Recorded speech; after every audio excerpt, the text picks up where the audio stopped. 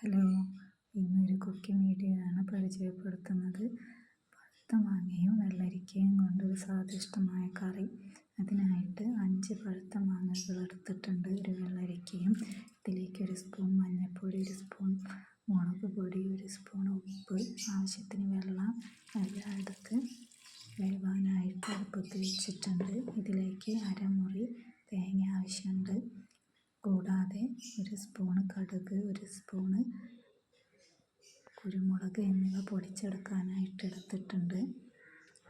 തേങ്ങയിലേക്ക് 1 മുളക്, 1 നുള്ളു ജീരകം എടുത്തിട്ടുണ്ട്. തൈരും ചേർത്ത് നന്നായി അരച്ചെടുക്കണം. എരിവ് ഇഷ്ടമുള്ളവർ കുരുമുളകോ പച്ചമുളകോ അധികമായി ചേർത്താലും മതി. അതിനുശേഷം അമ്മിയിൽ കുരുമുളകും കടുകും നന്നായി പൊടിച്ചെടുത്തു.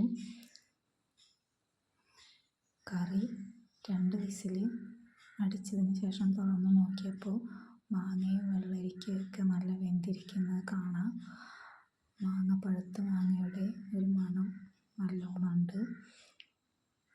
ഇതിലേക്ക് അരച്ച് വെച്ച അരപ്പ് ചേർത്ത് നന്നായി ഇളക്കി കടുകും കുരുമുളകും അരച്ചതും ഇതിലേക്ക് ചേർത്തിട്ടുണ്ട്.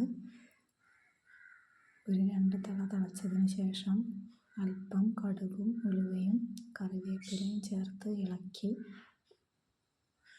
എൻ്റെ ചാനൽ ആദ്യമായി കാണുന്നവർ ദയവ് ചെയ്ത് സബ്സ്ക്രൈബ് ചെയ്യുക. ഇഷ്ടമായ ലൈക്ക് ചെയ്യുക, ഷെയർ ചെയ്യാം. സ്വാദിഷ്ടമായ കറി എല്ലാവരും ഒന്ന് ട്രൈ ചെയ്ത് നോക്കൂ. Thank you.